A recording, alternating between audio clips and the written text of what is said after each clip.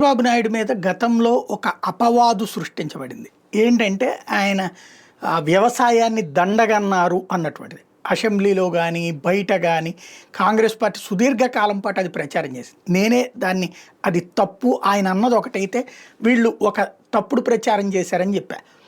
ఆ తర్వాతనే అది డౌన్ ప్లే అయింది. రాజశేఖర రెడ్డి బతికున్నంత వరకు ఆ మాట పదే పదే మాట్లాడుతూ ఉండేవాడు.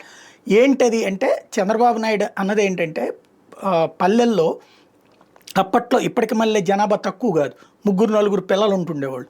అందరూ వ్యవసాయం మీదే ఆధారపడుతుండేవాళ్ళు. మీరు మొత్తం కుటుంబం అంతా వ్యవసాయం మీద ఆధారపడితే ఎట్లా సాధ్యం?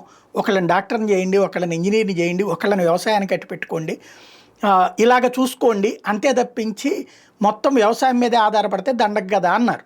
దాన్ని కాస్త వ్యవసాయం ఇదే ముక్కని, అంటే రైతులు వ్యవసాయం చెయ్యొద్దంటావా చంద్రబాబు అని మొదట్లో విమర్శించి, ఆ తర్వాత వ్యవసాయాన్ని దండగంటావా చంద్రబాబు అని చంద్రబాబు వ్యవసాయాన్ని దండగన్నారు అంటూ అట్లాగా క్రమక్రమంగా దాన్ని బాబు వ్యవసాయాన్ని దండగన్నారనే ప్రచారాన్ని తీసుకొచ్చారు. అసలు అన్నది ఆయన 3-4 పిల్లలు ఉన్నప్పుడు అందరూ వ్యవసాయం మీద ఆధారపడితే కష్టం కాబట్టి ఒకళ్ళు ఆధారపడండి, మిగతా వాళ్ళు వద్దు అన్నటువంటిది. దాన్ని అలా వక్రీకరించారు. ఇప్పుడు అట్లాగే ఎరువులకు సంబంధించి ఎరువుల వలన అనారోగ్యం పాలవుతున్నారు, క్యాన్సర్ లాంటిది కూడా కారకమవుతున్నది అన్నట్టు ప్రపంచవ్యాప్తంగా నిపుణులు చెప్తున్నటువంటి మాట.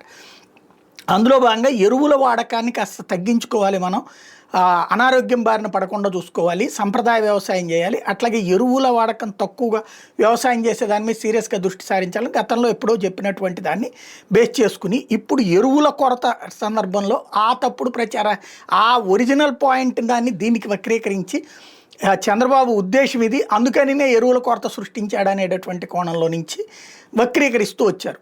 దాని మీద ఇప్పుడు సిఐడి కేసు నమోదు చేసింది.